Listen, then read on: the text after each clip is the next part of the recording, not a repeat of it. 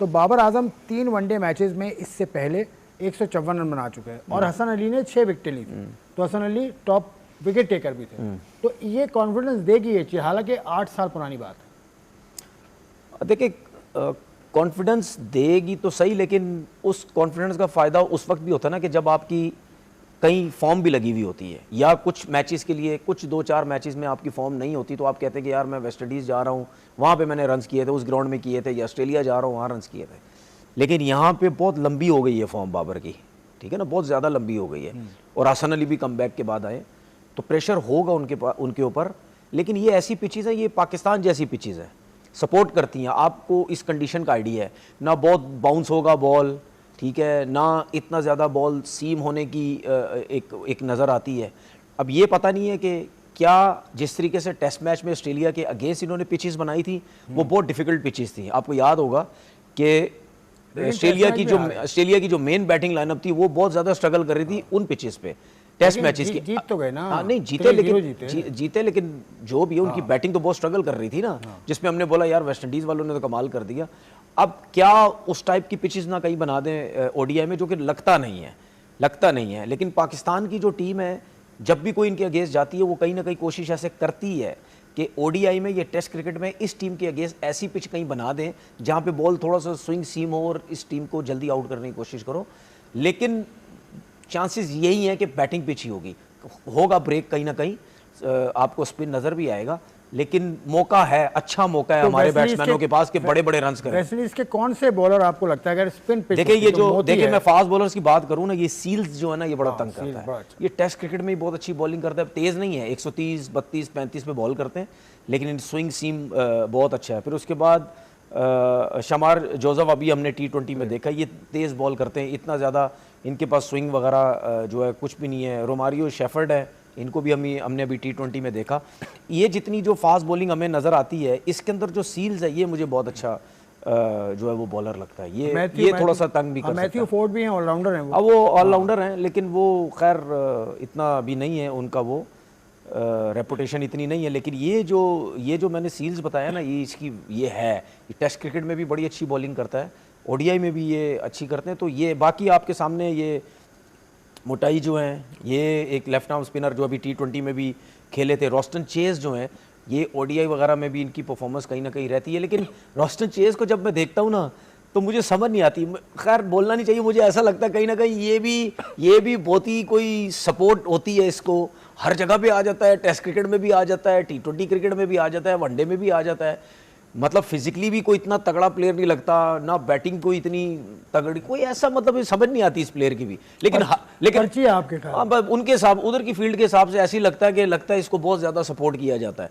इसके भी लगता है बैक बहुत तगड़ी है, ठीक है, सेलेक्टर्स बड़ा सपोर्ट करते हैं इसको। अब आप देखें ना, T20 के स्क्वाड में था, मतलब T20 तो मुझे तो नहीं समझ आ रही थी रोस्टन चेज T20 में मतलब जगह भी बना सकता है। इनके भी आपको पता है ना, वेस्ट इंडीज़ में भी सियासत बहुत ज़्यादा है, जिसकी वजह से इनकी टीम खड़ी नहीं होती है। कभी इनके कोचेस चेंज हो जाते हैं, बेताशा कोचेस चेंज होते हैं, इनके कप्तान हर 2 सीरीज बाद इनके कप्तान चेंज हो जाते हैं, वो भी फिर अपनी टीम चेंज करते हैं। तो पॉलिटिक्स बहुत ज़्यादा है इनके पास, ठीक है। अब वो उस लेवल के इनके पास टैलेंट नहीं आ रहा, जिसकी वजह से प्रॉब्लम्स। फिर उसके बाद इनके कुछ अर्सा पीछे चले जाएं, इनके बड़े बड़े नाम जो वो लीग क्रिकेट ज़्यादा खेलते थे, ठीक है, वेस्ट इंडीज़ की टीम से कम खेलते थे, पैसा नहीं है, ये बड़े मसाइल, कॉन्ट्रैक्ट, सेंट्रल कॉन्ट्रैक्ट्स के मसले। पैसा आया भी इनके पास, लेकिन इन पे इल्जाम ये लगाया था, माइकल होल्डिंग ने इल्जाम लगाया था कि पैसे की खुर्द-बुर्द का। मैं अब आपको एक चीज़ बताऊं, देखिए हर चीज़ पैसा नहीं होती, मैं मानता हूं पैसा की वैल्यू होती है, लेकिन जब आप ये सोचते हैं ना कि हमने अपनी कंट्री से क्रिकेट खेलनी है, लंबे अरसे से खेलनी है, परफॉर्मेंस देनी है, तो फिर कहीं ना कहीं आप पैसा थोड़ा सा साइड पे कर देते हैं। आप कहते हैं यार कि मैंने अपनी कंट्री के लिए खेलना। बहुत सी मिसालें हैं यार, कितनी टीम्स हैं जो इतनी एस्टेब्लिश नहीं है, लेकिन उनके प्लेयर्स फिर भी अपनी कंट्री से खेल रहे हैं। 2016 का क्रिकेट वर्ल्ड कप यार देखिए, अब मेरी बात सुनिए, हमारे सामने एक एग्जांपल है जिम्बाब्वे की टीम, एग्जांपल है। सिकंदर रजा कब से खेल रहा है, विलियम्स कब से खेल रहा है, एरविन कब से खेल रहा है, ठीक है। तो उनके प्लेयर्स काफी अरसे से खेल रहे हैं, तो क्या वहां बहुत ज्यादा पैसा मिलता है? नहीं है। क्या बहुत बड़ी टीम है? नहीं है। लेकिन वो फिर भी खेलते हैं, टेस्ट सीरीज खेलते हैं, अपनी कंट्री के लिए खेलते हैं।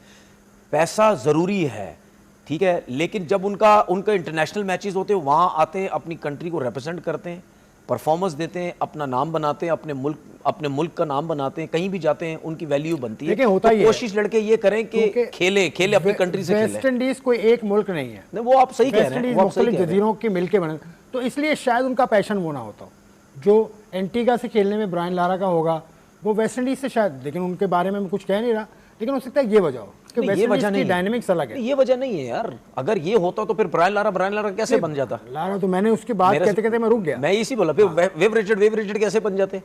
अगर आप सिर्फ अपनी सिटी को, अपने आइलैंड को अगर आप सपोर्ट करते या उधर से खेलने की कोशिश करते, तो ये इतने बड़े बड़े सुपरस्टार कैसे बन जाते? फिर नहीं बनते ना। ये जो बात हम कर रहे हैं, ये आज के प्लेयरों के लिए तो नहीं कर रहे ना, ये तो उनके पिछले जमाने से ये चल रहा है, लेकिन वो भी अपनी कंट्री से खेले ना। लेकिन देखिए, ये पैशन होता है, आपका शौक होता है। लेकिन वेस्ट इंडीज ने दिखाया था दुनिया को 2016 में जब वर्ल्ड कप जीता था इन्होंने T20 का, तो ये कह रहे थे कि हमारे पास पैसे नहीं थे, हमें टिकट के पैसे नहीं मिले, हम एयरपोर्ट पे बैठे रहे। डैरेन सैमी कप्तान थे उस वक्त, लेकिन अब मैं आपको आज वो कोच हैं। लेकिन मैं अब आपको बताऊं, अब पैसे का मसला नहीं है, अब इनके पास टैलेंट का बहुत बड़ा मसला है। प्लेयर्स नहीं है इनके पास। अमेरिका जा रहे हैं इनके प्लेयर्स, वो तो हमारे प्लेयर भी कितने चले गए, वो तो अमेरिका छलांग मार के अमेरिका वो तो हमारे भी चले गए, हमारे भी बेतहाशा चले गए। लेकिन उनकी अगर मैं बात करूं, उनके पास टैलेंट नहीं है, उनके पास वो प्लेयर्स नहीं आ रहे। मैं बार बार बोल चुका हूं कि 15-20-25 साल पहले चले जाएं आप, उनके पास ह्यूज टैलेंट था यार, टैलेंट खत्म ही नहीं होता था, प्लेयर ही प्लेयर थे, बॉलर ही बॉलर थे। वो खेप एकदम से खत्म हो गई, एकदम से खत्म हुई। उसके बाद आए, लेकिन वो क्वालिटी नहीं आई, वो चीज ही नहीं आई, तो जिसकी वजह से ये टीम बिल्कुल गिर गई है नीचे। अब ये टीम कैसे उठेगी कैसे उसकी रीजन सबसे बड़ी ये है कि वो उसके उठने के चांसेस इस वजह से कम है कि इनके पास सिस्टम नहीं है, प्लेयर्स नहीं आ रहे, मैरिड नहीं है।